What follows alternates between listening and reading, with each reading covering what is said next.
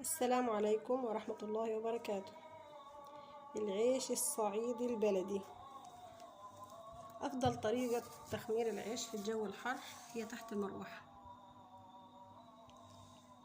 تخمريه حوالي ساعتين يمكن أكتر شوية تحت المروحة على الهادي كده. أول ما تلاقيه خمر كويس بتشغلي الفرن اهو. بسم الله ما شاء الله، بسم الله ما شاء الله، تحت المروحة اهو، عشان الجو حر بيبقى الشمس سخنة خالص.